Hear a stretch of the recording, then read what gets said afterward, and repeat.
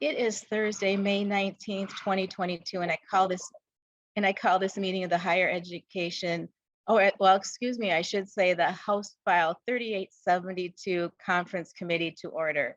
The CLA will take the roll, starting with the Senate. Chair Tomassoni. Senator Rarick. Present. Senator Jasinski. Senator Housley. Here. Senator Clausen. Present. Chair Bernardy. Present. Representative Christensen. Present. Representative Keeler. Present. Representative Cleaborn. Cleaborn present. Representative O'Neill. Present. Madam Chair, we have 5 members of the House present and 3 members of the Senate present. Thank you. We will now do the walkthrough of the bill, and we will be voting on the House and Senate Chairs agreement on House File 3872. Our nonpartisan staff will take the lead and walk us through the agreed upon language. And afterwards, we will hear amendments to the DE and vote on passage of the DE amendment before final voting on the conference report. With us to walk through the DE, we have Nathan Hopkins from House Research, Kathy Schill from House Fiscal, Joan White from Senate Counsel, and Hannah Grunwald from Senate Fiscal. Ms. Grunwald, you will be first up. Please proceed. Hello, Madam Chair and members. So I'll be working off of the spreadsheet, which should have been provided to you in the upper, just to make sure we're all looking at the same spreadsheet. In the upper right-hand corner, I'll be looking off of the spreadsheet dated 5/19, printed at 10:04 a.m. So just to orient you to the spreadsheet a little bit, the columns C and D show the original House position for just the biennial totals, and then columns E and F show the Senate original position for the biennial totals only, and then columns G and H show the agreement that the chairs came to, and I'll be walking through each agency, and I'll only be referring to the chairs agreement, but if any questions come up on the House or Senate original positions, just let me know and we can go back and look at each line item. But I'll begin by just saying that the overall spending here in fiscal year 22-23 is a 20 million increase. And then in the tails for fiscal year 24-25 is a 26 million increase. And then for the Office of Higher Education, total increase in fiscal year 23 of 8.825 million, and in the tails a total of 14.478 million. For Minnesota State, total increase of 8.175 million in fiscal year 23, and in the tails a total of 9.5 million for Minnesota State.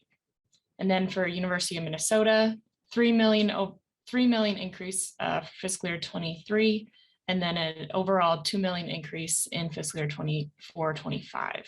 So that just shows the overall totals of each area. I'll move on to now talking about the Office of Higher Education and each change item here.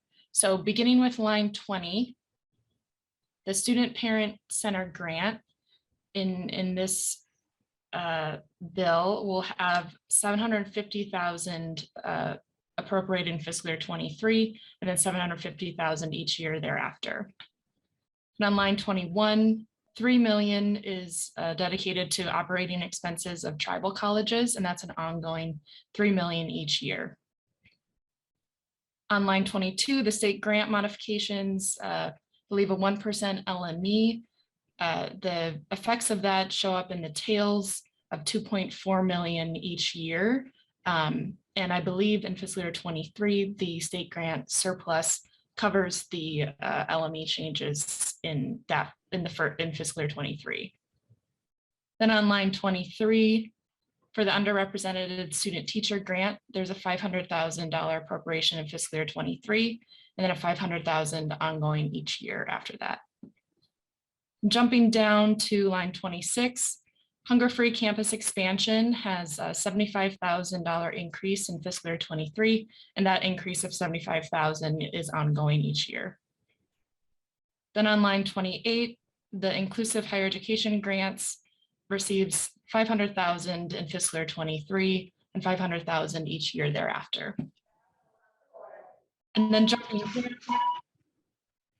jumping down to line 36 and 37, this shows the Learn to Earn Coalition, a total of 1 million there, 980,000 going to OHE and 20,000 going to DEED.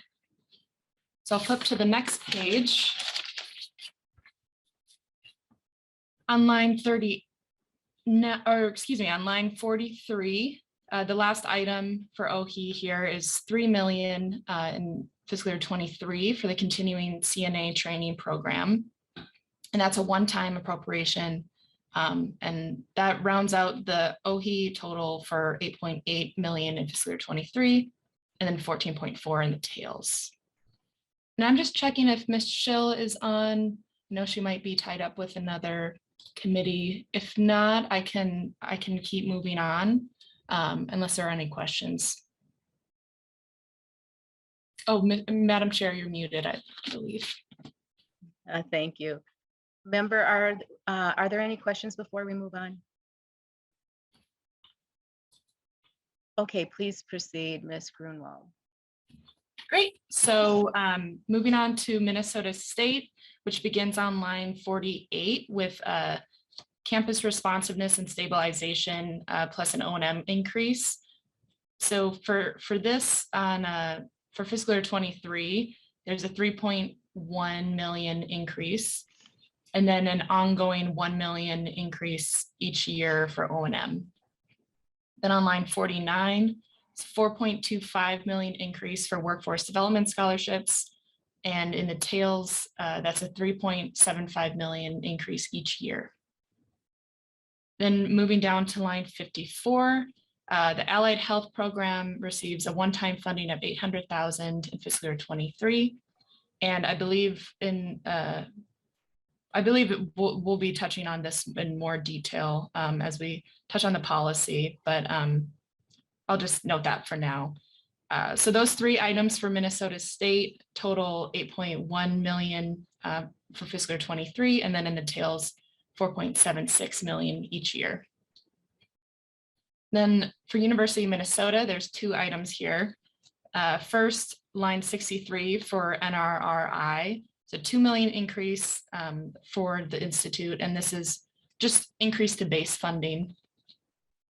And then on line 66, there's a $1 million appropriation each year ongoing for the University of Minnesota's Promise scholarships, bringing the total of the University of Minnesota to 3 million in fiscal year 23 and an ongoing amount of 1 million each year thereafter. And there isn't any appropriations for the Department of Education. That's just showing up because of the previous offers or the previous positions.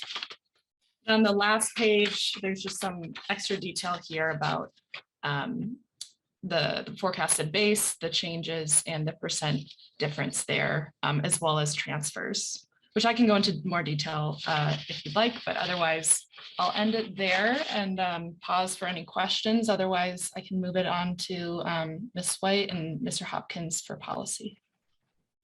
Okay, members, are there any questions?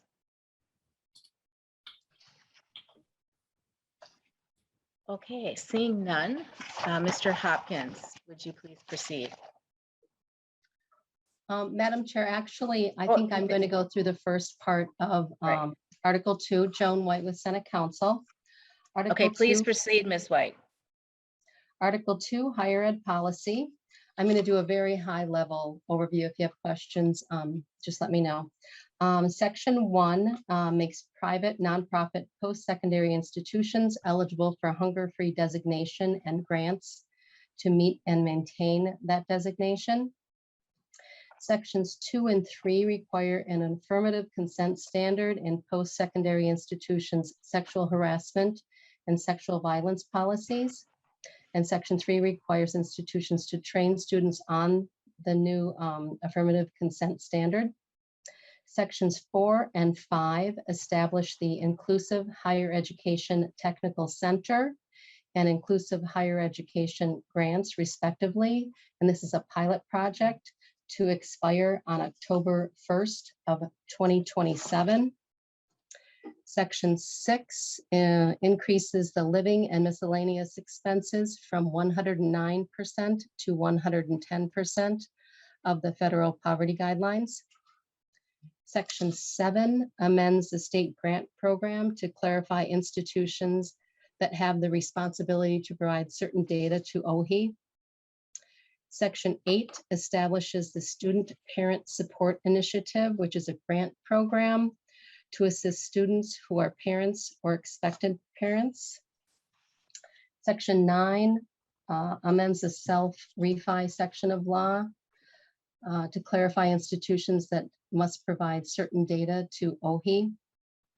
Section 10 modifies private career school exemptions by clarifying the types of schools and programs that are exempt from the requirements imposed on private career schools. Section 11 amends concurrent enrollment grant awards for schools that are expanding concurrent enrollment. Section 12 adds requirements for the governor's consideration in making appointments to the Board of Trustees of the Minnesota State Colleges and Universities. Section 13 requires a college or university to determine whether an individual's performance on a standardized test exempts that individual from developmental courses. Section 14 prohibits a college or university from placing an individual in a developmental course based solely on the testing process. Section 15 expands the programs of study under the Workforce Development Scholarship Program to include 3 new areas: construction, law enforcement, and social work. Section 16 modifies the Permanent University Fund by doubling the amount that can be allocated to NRRI. This bill also modifies the fund for mining-related degree program by allowing more than one program to receive funding. And it increases the maximum scholarship for students attending those programs and clarifies that the scholarships are for Minnesota students.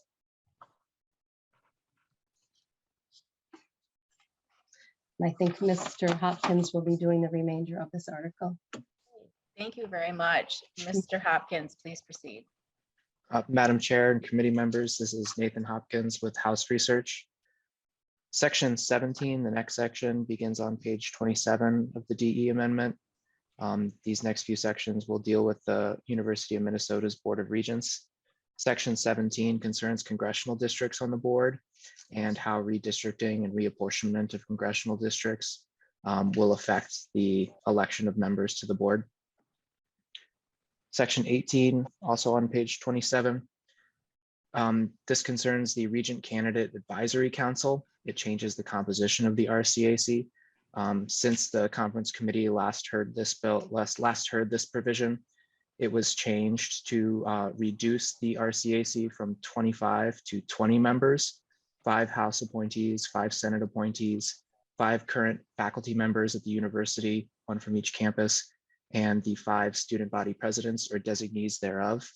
The various ethnic councils were removed. On section 19, which is on page 28 of the DE, this is concerning the Joint Legislative Committee for Regent nomination. It permits the Joint Legislative Committee to nominate up to 2 candidates for each vacancy on the board, rather than just 1. The prohibition on floor nominations has been removed. Section 20, beginning on page 29 of the DE. This is regarding the appropriation grant to Owatonna Learn to Earn Coalition. This requires a report from that organization on the activities funded by that appropriation.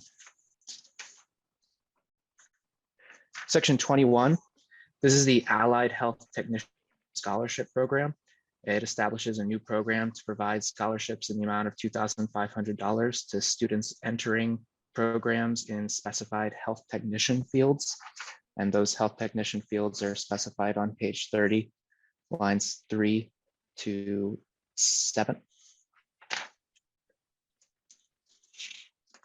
The next section, section 22. This is a request to the Board of Regents to amend their policies to allow a compensated university employee to serve as a regent. That's helpful should the legislature choose to elect a faculty member or a university employee as a regent. Currently, the board's policies prohibit a compensated employee from serving as a regent.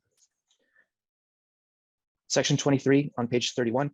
This is a revisor instruction instructing the revisor to substitute the term developmental for remedial when it refers to remedial education courses at post-secondary institutions. Section 24 is 2 different repealers. The first paragraph A there on page 31, this repeals a defunct trustee candidate advisory council that screened candidates for the governor, who is charged with appointing members to the the Minnesota State College and University Board of Trustees. The second repealer repeals a part in the Minnesota rules, the underlying statute for which has been repealed. Madam Chair, I can stop there for any questions on Article 2, or I can move on to Articles 3 and 4. Let's pause here for a moment and ask, do any members have any, do the members have any questions regarding this article?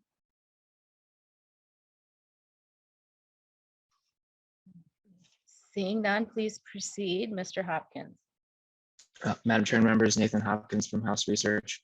Articles 3 and 4 address the expansion of the Higher Education Facilities Authority. These articles empower the authority to provide conduit capital financing to nonprofit health organizations, as well as to institutions of higher education. The 2 things that I would want to point out that have changed since the committee last heard this, on page 40 of the DE, section 16 of Article 3, a new paragraph has been inserted requiring the authority to obtain permission before funding a healthcare organization in a city or town with a population of more than 100,000 people.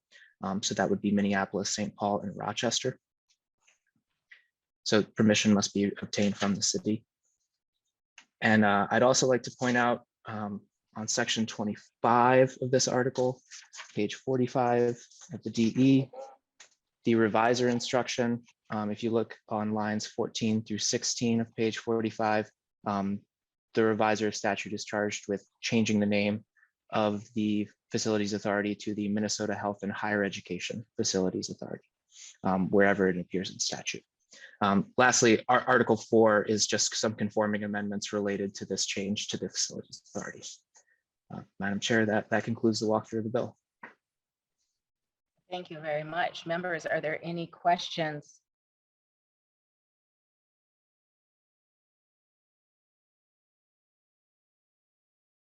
I do not see any questions. I know Representative Claiborne brought up something to me earlier, and if she would just, I think it would be good to have it on the record what the intent is regarding the student regent selection of serving, well, not the student regent, the RCAC committee and the students that will be serving on that, and what the intent is if they have a substitute. So could you just mention that so we have it for the record? Representative Claiborne. Thank you, Madam Chair. We're in the same room, so if you can mute, thank you. What I would like to say is I was concerned that it doesn't state clearly what the term of the students, the term of the students' participation. It just kind of leaves that open. And so I want to make sure that we are clear as we're writing the bill going forward, how long that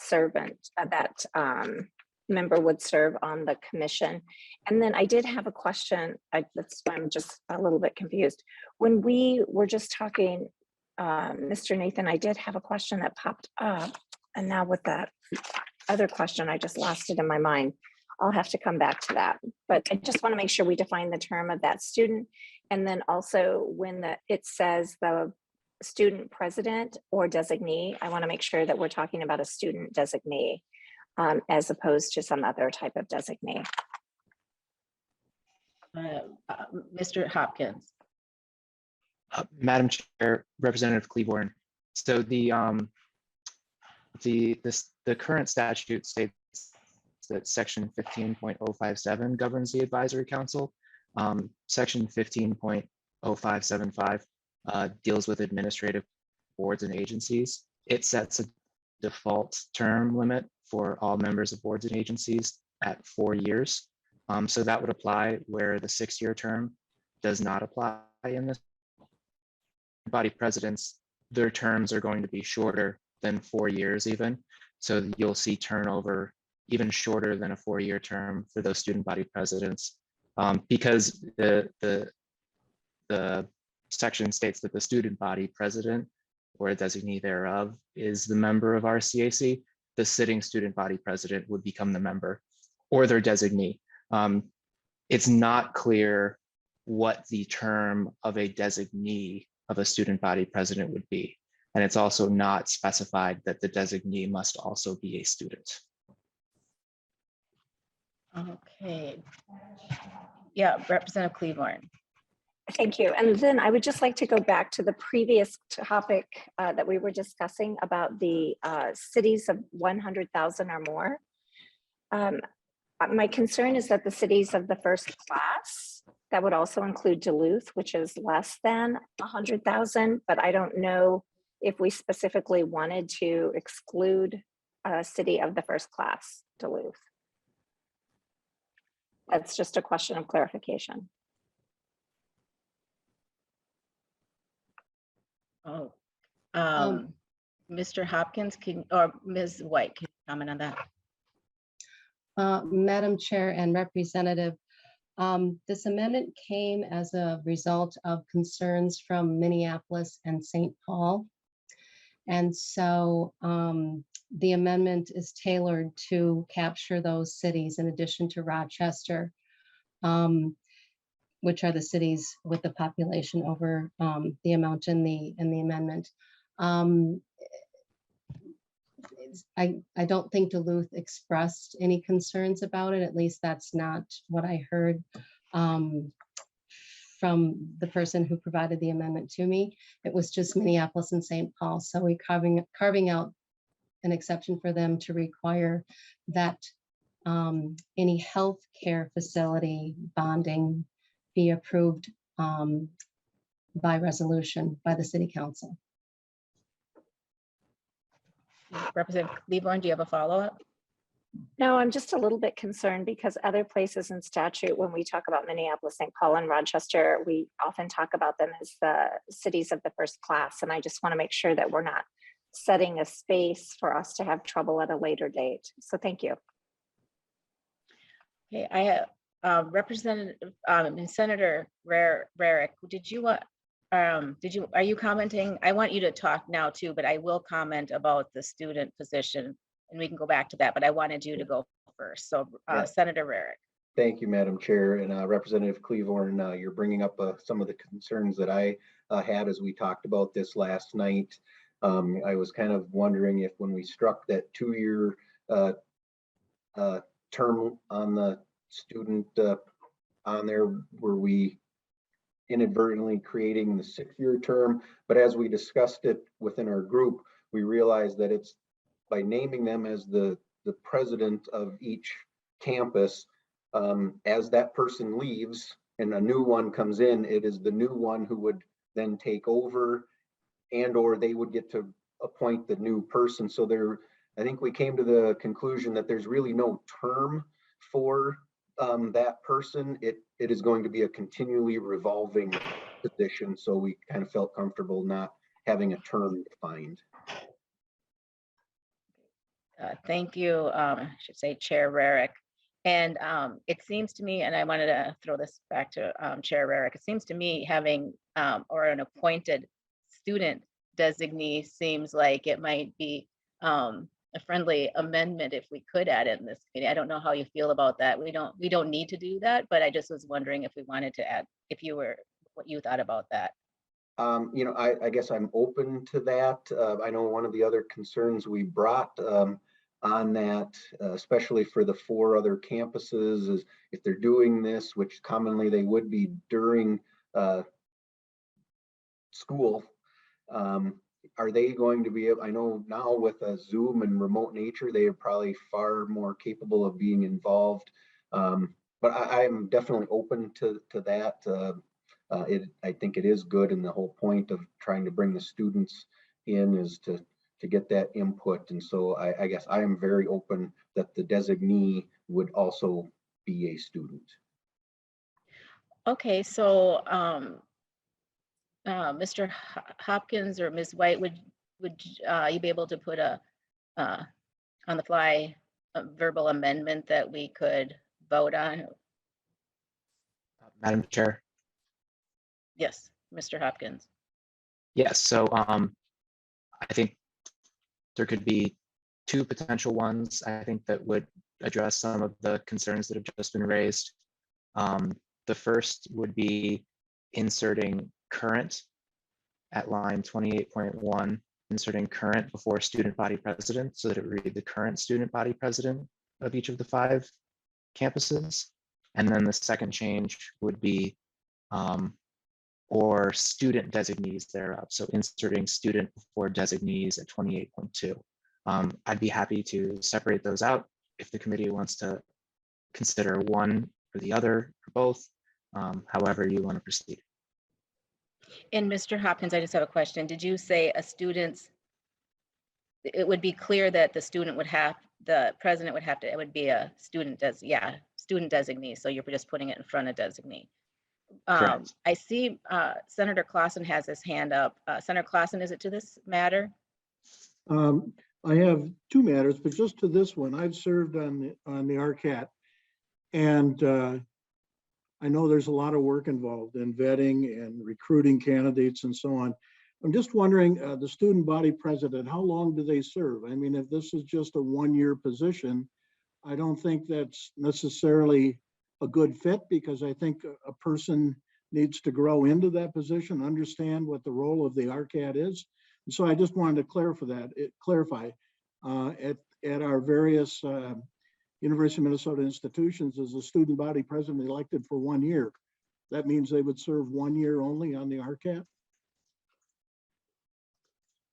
That's if I will let Mr. Hopkins comment on how this reads now and how it would be if these changes were made. Mr. Hopkins. Madam Chair, Representative Clausen, I do not know what the term for the student body president at any of the 5 University of Minnesota campuses is. I don't know if someone from the University of Minnesota is on the call that might be able to address that question for the committee. Let's see, is there anyone on the call from the University of Minnesota? If you do, raise your hand. And I know that I'm just going to call on Ms. Oliver from Office of Higher Education. She works with a lot of universities and their student bodies. She perhaps might know how long these people serve.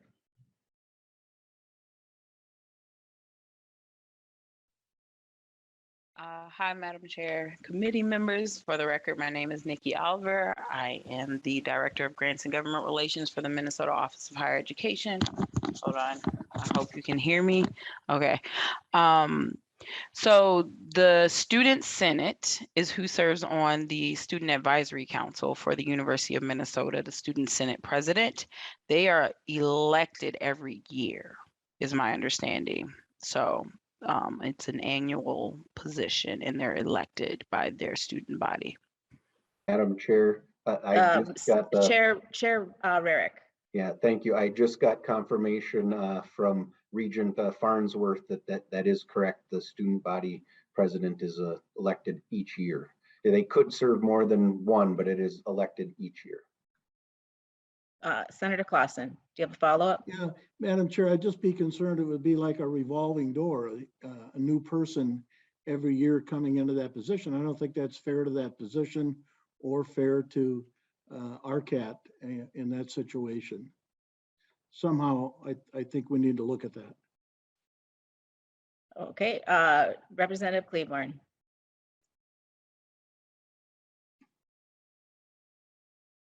Sorry, I'm working from my iPad, so getting to mute and unmute is a little slower for me.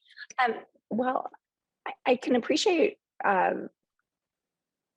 Senator Clausen's concern here about revolving, but I just want to say, as a legislator coming in my first term in 2019, I too was new to this process of regent selection. I think the students who are elected student body president are students who are very savvy. They understand what's happening. And while I can appreciate the concern about the position itself, do we want students or not students, which is a different question in my mind, I believe that they would have the capacity, the student body presidents of each of our institutions, to jump in and do the work that needs to be done. But I do understand the concern of, is this the space where students would be the best participants or not? I hear that question as well. So thank you. And I see that Mr. Hopkins has his hand up. So do you have clarifying or information to share with us? Madam Chair, Nathan Hopkins from House Research. I just wanted to point out for the committee that the use of designees could be used to provide more continuity for the RCAC. Under section 15.0575, those designees would be subject to 4-year term limits and 4-year terms with 2-term limits. So the designees could provide some more continuity if this was burdensome to either the individual student body president or a problem for the RCAC as a body. Okay, thank you for that clarification. Senator Clausen. Well, Madam Chair, I have another question, but I know that.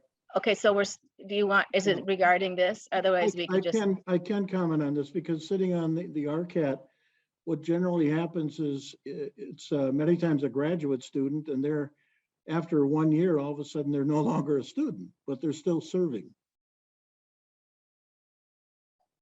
If that makes sense. Yeah, I serve on that too. I'm not familiar with that situation, but thank you for sharing that situation. So we're back to Representative Cleveland. Did you have another comment, or is your hand just still up? Okay, and then so Chair Rarick, did you want to add want to move forward with the current student and then the student designee?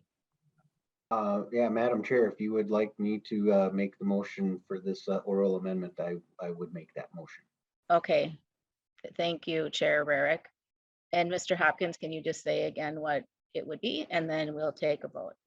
So Matt, Okay, go ahead. Excuse, Mr. Herring. Because we haven't actually moved the conference report or the DE in front of us, I think we'll just have to wait until we move the DE amendment and then come back and Senator Rarick can make the oral amendment, and we can have Mr. Hopkins describe the oral amendment and then take the vote. I just want to make sure we get. Okay, excellent. We'll just, okay, so we'll get through the walkthrough first and then we will get to that. So Senator Clausen, I believe you have additional question regarding our walkthrough. I did, again, relating to section 18, which is the Regent Candidate Advisory Council. And as I mentioned before, there's some subgroups in that group about recruiting people, and there's responsibilities of the RCAC. I believe the responsibilities of the RCAC are laid out in rules, and I'm just wondering, are there any changes that have to be made in rules related to the changes that are being made here to the RCAC? Okay, Mr. Hopkins, who's he is definitely a Regents guru here at the Capitol. Do you have an answer for that? Madam Chair and members, I'm not sure exactly what, if any, rules of the Regent Candidate Advisory Council would have to be amended in order to address any changes in the statute here, but the statute is controlling, and if there were any conflict, the rules and procedures of the council, which it adopts for itself, would have to be changed to conform to that. Okay, so Senator Clausen, do you have a follow-up? No, I just wanted to point that out, and I appreciate the response. Okay, thank you. Okay, so member, are there any further questions? I do not see any. So the only item on our agenda is House File 3827. We will move the DE amendment and then take up all the amendments up to the DE. We then will vote on the DE amendment, and finally, we will close with final discussion and vote on the conference report. So I will move the conference committee report on House File 3872. Senator Rarick, will you move the DE amendment to the conference report? So moved, Madam Chair. Okay, thank you. We have before us the DE amendment. We have a pair of amendments to the DE. We have first amendment is labeled A13. Senator Rarick, will you move the A13th amendment and let's see, will you move it right now? Yes, Madam Chair, I will move the A13 amendment. Okay, Senator Rarick, can you briefly tell us what the amendment does?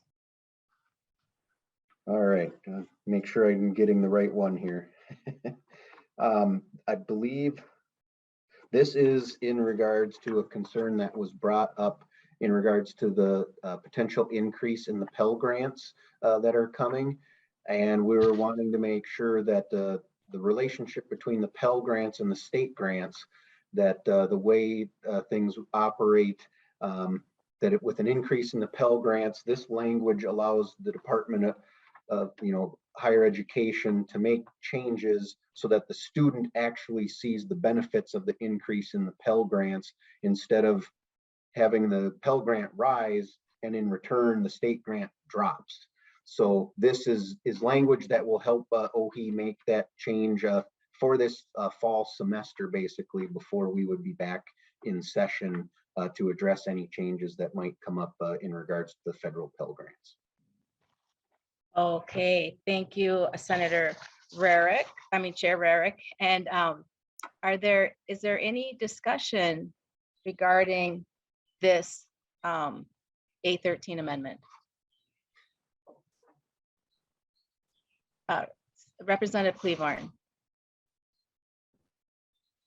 Thank you, Madam Chair. And I'm just wondering if OHE could maybe speak to this and kind of help me understand exactly what the outcome of this would be for us. Ms. Oliver. I believe Commissioner Olson is also prepared to speak. Do you want me to speak? I can speak too. You want the commissioner, it's fine. Ms. I do not see, okay. The other, okay, so Representative Cleavorn, I'll have you make that call. Would you like Commissioner Olson or Ms. Oliver? You get a choice today. Okay, Commissioner Olson. Thank you, Madam Chair. For the record, Dennis Olson, Commissioner with the Minnesota Office of Higher Education. And if I miss part of the mark here, we may end up hearing from Ms. Oliver anyway. But we do currently have the authority in statute to adjust the living and miscellaneous expense parameter of the state grant formula in year 2 of a biennium if there is a projected spending balance. What this amendment does is give us temporary authority to consider the ASR, the assigned student responsibility parameter of the formula, as an additional way to adjust and account for any spending balance that the state grant may have in the second year, which will be fiscal 23. So we view this as friendly, if I can use legislative language. This is friendly, and Of course, the federal Pell Grant change, the increase of $400 does not take effect until July 1 of 22, so the first day of fiscal 23.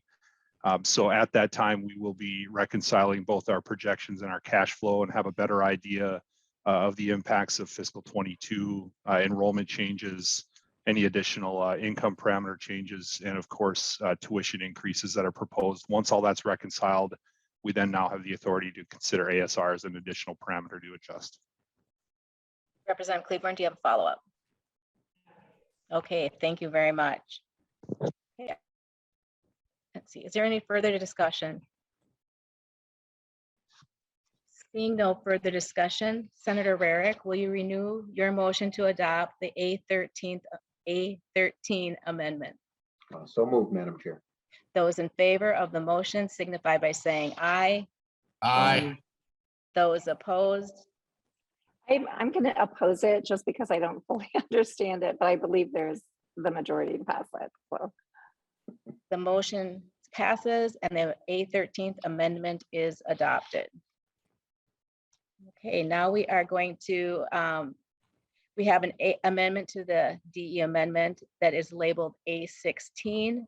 Senator Rarick, will you move the A16 amendment? Yes, Madam Chair, I move the A16 amendment. Senator Rarick, can you briefly tell us what this amendment does? Yeah, thank you, Madam Chair. There's the one provision that we have in the bill, and it was the piece that Ms. Grunewald kind of referred to when she was going through the spreadsheet. It is the $800,000 for the allied health piece.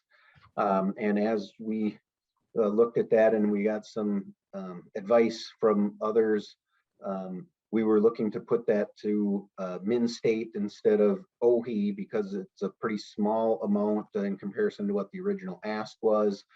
That then raised a number of concerns about there are institutions other than those in min-state that offer programs like this. So should min-state operate that? And some questions around creating a new piece. So we've in the end felt it was not appropriate to go there. So what this is doing is it is putting that $800,000 into the workforce development scholarships, but it is creating some language to identify it as specific to this piece, the allied health piece. Now OHE will be able to administer that through the workforce development scholarships, but directly dedicated to these specific 4 categories. Okay, thank you very much for explaining that. Are there any questions?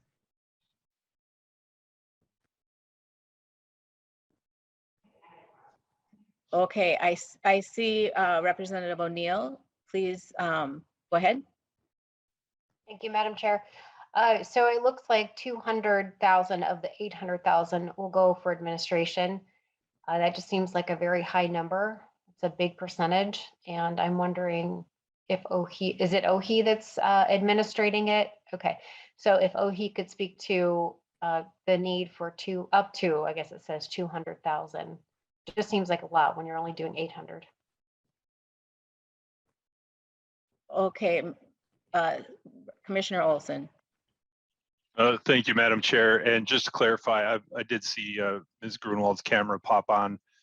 Maybe better to answer this. This is not an OHE program. This is at Minnesota State. And my understanding, the amendment is the $200,000 is available to administer the entire workforce development scholarship portion. So it's not of the 800,000. It's of the entire $4+ million workforce development scholarships, which adds the 3 new eligible categories. Thank you very much. Representative O'Neill. Right. So, okay. So that makes a lot more sense. So it's the 5 million, I believe it said, for workforce development, and it's 200,000 of 5 million. That's a big difference. So thank you for the clarification. Okay. Representative Cleburne, did you have a question? Okay. Are there any other questions? So I just want to clarify. It was my understanding that this is now going to be a Minnesota State administered program. under the workforce development grant funding. Okay. And is there any? Yes, ma'am. Yeah, And- thank you, Chair Rarick. Yeah, I have one more question. Does this also have dollars for the Minnesota State to be able to promote the program, to be able to attract students? Thank you, Madam Chair. And yes, I did. I'm sorry, I did misspeak on that. This is still under Min State. This is just putting it into one of their other funds to be able to work it around. And to Representative O'Neill, the only up to 24,000 of that 800,000 is available for administration. So that is the difference there. And I'm sorry, Madam Chair, what was the other part? Thanks, Chair Rarick. I was just wondering, you know, these programs are the most successful when they're able to market and do that. Are there resources to do that in this?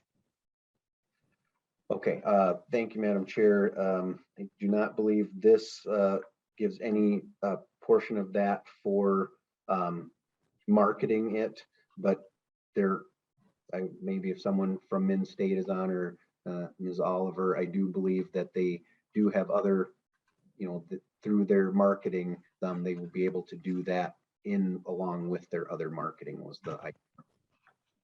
Is there anyone on the call from Minnesota State?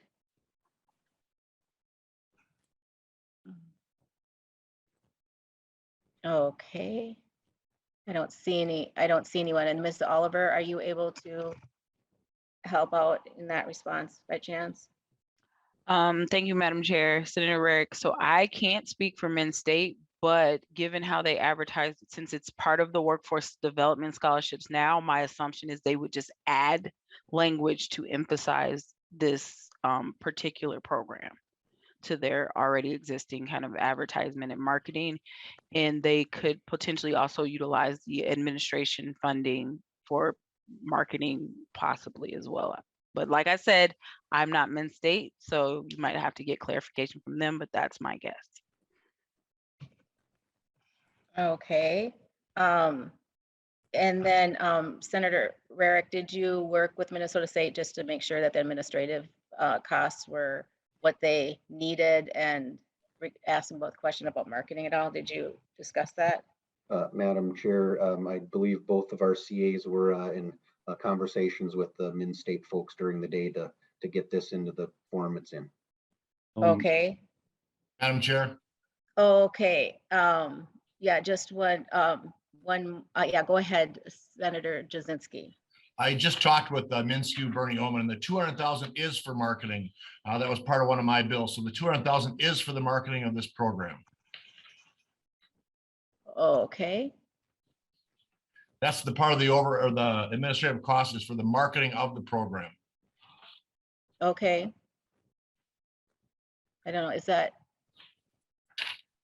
let's see. I'm wondering if someone just can clarify. So yeah, Madam Chair. Okay, and when I was saying, I just want to clarify. So when I say Chair Rarick, I was referring to chair of you being in another committee chair as in the Senate. So I'm just going to refer to you as Senator Rarick, because I do know that our chair is Chair Tomassoni, and I don't want to do any disrespect for him. So I just want to let everyone know my intent was because you're a chair of another committee, and so sometimes I catch that. So we will call you Senator Rarick right now. So very good. Thanks. Did you want to make a comment? Yeah. So I think in further clarification on that. So that was the part that was brought up. The $200,000 is for the overall from the 5.05 million that they can use towards administration. And it was, as Ms. Oliver was kind of saying, that's the part that they use for advertising and promoting the whole program. And the allied health piece was added into that program. So it will now be a part of all of their other advertisings for everything that's within that whole program. Oh, very helpful. Thank you very much. Mr. Hopkins? Yeah, Madam Chair, I think what Senator Rarick just said was exactly right. And I'm currently looking at the 2021 legislative report that Min State filed on the Workforce Development Scholarship. And on page 4, it talks about how the scholarships were widely promoted throughout the year on every college campus, utilizing market materials from both the system office and self-generated campus materials and strategies. They had a 2-month paid media campaign to promote the scholarships that included digital advertising, radio advertising, and a homepage carousel ad on the minstate.edu website. So there is already a lot of marketing that's built into the workforce development program. And what this amendment does is nest the allied health technician scholarships into that workforce development scholarship program. Excellent. Sounds like good government. Okay, so thank you, Chair Rarick. Is there any further discussion to this? Oh, okay, seeing no further discussion, Senator Rarick, will you renew your motion to adopt the A16 amendment? So moved, Madam Chair. Those in favor of the motion signify by saying aye. Aye. Those opposed? The motion passes and the A16 amendment is adopted. Okay, so we were just going to make the change to the verb. Chair Rarick was going to make a verbal amendment for adding the word current and student in an amendment. So, Mr. Hopkins, can you please state those? Madam Chair and committee members, the oral amendment would be page 28, line 1 of the DE, before student, insert current, and page 28, line 2 of the DE, before designees. Sorry, that was page 28, line 1 of the DE, before student, insert current, page 28, line 2 of the DE, before designees, insert student. Thank you, Chair. Okay, Ms. White. Madam Chair, just to clarify, I think it's page 28, line 4, before designee, insert student. 2, in addition. Madam Chair, so designees does appear twice here to make everything totally clear. In addition, page 28, line 4, before designee, insert student. Okay. So Senator Rarick, would you like to move that motion? Yeah, Madam Chair, I Make a will move motion. the oral amendment as stated by Mr. Hopkins. Thank you very much. Any discussion? Those in favor signify by saying aye. Aye. Those opposed? The motion passes and the oral amendment is adopted. Members, seeing that there's no further amendments to the DE amendment, we will vote on the DE amendment as amended. This is not the final vote on the bill. All those in favor of adopting the DE amendment as amended, signify by saying aye. Aye. Aye. Those opposed? The motion prevails and the amendment as amended is adopted. The conference committee report to House File 3872 as amended is before us. Members, is there any discussion? Madam Chair and committee members, thank you for your hard work. Thanks, Senator Rarick, for pinch hitting for me and your diligence. Thanks to Chair Bernardy and House and Senate conferees. It has been a pleasure. And with that, I will move the conference committee report as amended. Thank you, Chair Tomassoni. It's great to hear you, and so appreciate that. And I just want to make sure members, are there any closing comments before we move to Chair Tomassoni's motion to adopt the conference report on House File 3872 as amended? Chair Rarick. Thank you, Madam Chair. And first, I want to start by thanking Senator Tomassoni for all the latitude he has given me, and it has been my absolute honor to assist him in this. And Chair Bernardy, I want to thank you for all the work, our work these last few days. It has been an absolute pleasure. And I'm not going to try to remember everyone's name, but our staff has been on both sides have been absolutely wonderful, working through this and staying late as needed. So, I think in the end, we have a bill that we can bring forward that supports our students. And again, just want to thank everyone for getting through this process. And Thank you very much, Chair Rarick. And I too want to add my great thanks to Senator David Tomassoni.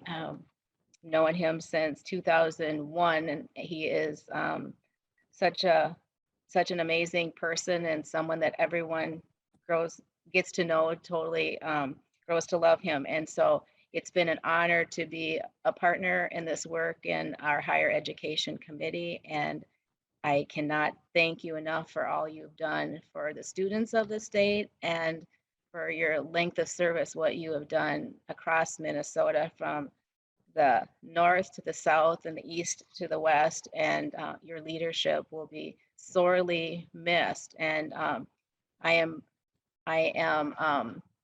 very honored to have served with you. So thank you so much. And Senator Rarick, thank you for the congenial work on our conference committee. We got through it, and I think we have, with the budget we have an excellent bill. And I'll say a few more.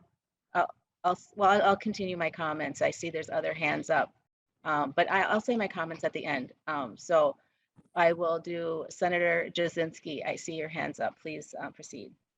Thank you, Chair Bernardy, and all members. I want to thank everybody as well, and especially Senator David Tomassoni, who's been a mentor to me throughout this time on the Higher Ed Committee. Thanks for including a couple of important bills to me, the OTAN to Learn to Earn, as well as the Public Safety Workforce Grant. So thanks to everybody, and especially my best friend, David Tomassoni.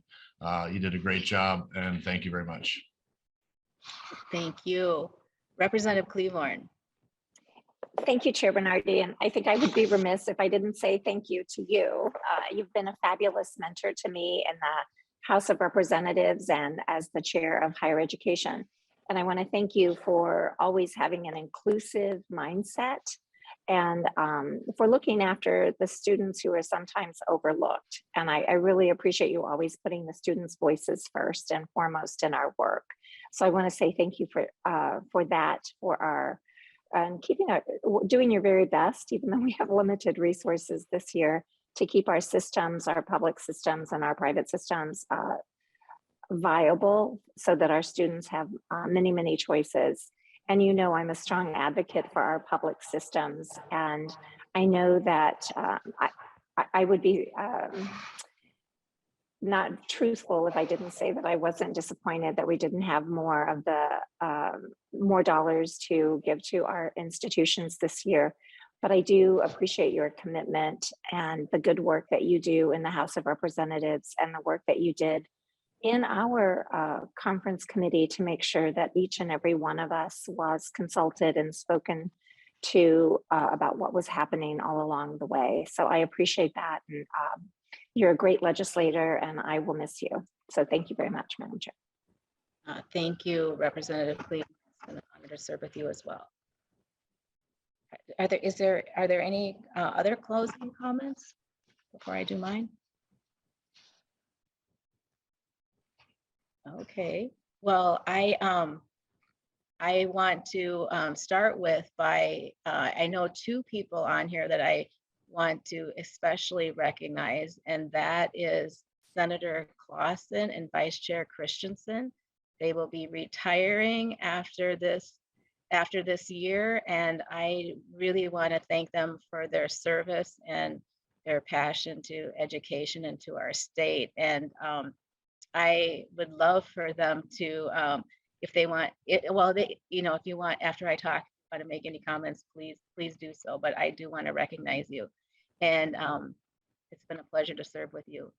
And this bill, I want to thank our staff, and they are amazing. And I'm so glad that we didn't have to stay up together during the night around a table, and we were able to get our work done together, and that in a fairly quickly manner. I do wish we had, I do want to say as well, I wish we would have had more funds in our target. We don't get to choose that as a committee, and if I did, it would have had a lot more money in it. I believe that investments in higher education help students, and our students need all the help we can get them to keep their tuition costs down and to not have a mountain of debt when they graduate. And so I hope that the work that we have been doing and the investments that we have been making continue to be strongly made in future sessions. And so with the bill that we put together, I'm very proud of the bill we put together. It's student-centered, and we have amazing focus on helping to support our students, our tribal colleges, and helping our students there be successful.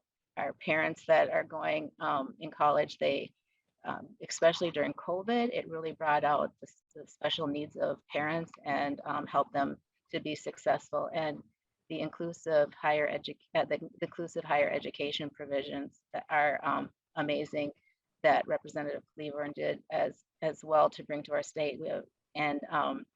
Every student should have the opportunity to succeed, and having those supports for them will be great.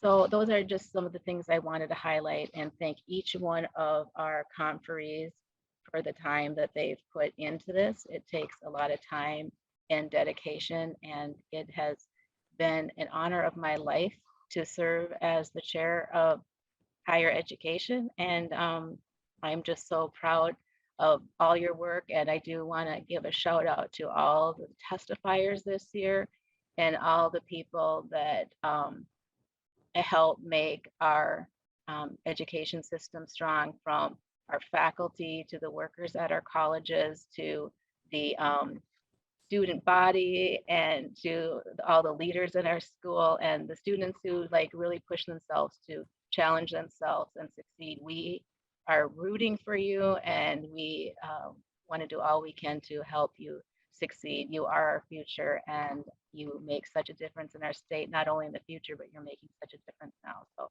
I want to wish everyone the best in their studies, and thank you for the honor to have served with all of you and to been a part of this partnership and opening doors for Minnesota students and making Minnesota strong. So thank you all so very, very much. Members, is there anyone else that would like to make a closing comment? Okay. Okay, and before, so we will see no further discussion, I will renew my motion to adopt the conference report on House File 3872 as amended. That we also heard that from Chair Tomassoni, so I would like to renew that. The CLA will take the roll, starting with the Senate. Chair Tomassoni. Tomassoni votes yes. Tomassoni, aye. Senator Clausen. Aye. Clausen, aye. Senator Housley. Aye. Housley, aye. Senator Jasinski. Jasinski votes aye. Jasinski, aye. Senator Rarick. Aye. Rarick, aye. Chair Bernardy. Aye. Bernardy, aye. Representative Christensen. Aye. Christensen, aye. Representative Keeler. Keeler, aye. Keeler, aye. Representative Cleburne. Cleburne, aye. Cleburne, aye. Representative O'Neill. O'Neill, no. O'Neill, nay. Madam Chair, that is 5 ayes and 0 nays from the Senate and 4 ayes and 1 nay from the House. Okay, there being 8 ayes and 2 nays. Okay, excuse me. There being 4 Could you, please repeat that? I want to make sure that I Yes. get it right. No problem. There are 5 ayes from the Senate and 0 nays, and there are 4 ayes from the House and 1 nay. Okay, thank you. Thank you, Mr. Parmaker. I was adding them together. So there being five ayes and 0 nays among the Senate conferees and 4 ayes and 1 nay among the House conferees, the motion prevails and the conference committee report on House File 3872 as amended is adopted. Nonpartisan staff is directed to make technical corrections if needed. Members, please watch for your email from the reviser to approve the conference committee report electronically by replying to the email. Senator Rarick, do you have any closing remarks before we wrap up? Thank you, Madam Chair. I'll just, mistake that was made with the unemployment insurance conference committee. I would just like to, for members, there were some folks who sent in their electronic signature. That is not it. As Chair Bernardy stated, we will get an email. We need to reply to that email. You just type in your name, your district number. That becomes your electronic signature, just so we get it right. So our 12-hour window is not delayed before it can be taken up. Okay, thank you very much. I'm anticipating, I have not got confirmation that our bill will be up tomorrow in the House. That's what my prediction is. And with that, seeing that there's no further discussion, thanks again, everyone, and best wishes to you. And thank you very much. Our meeting is adjourned.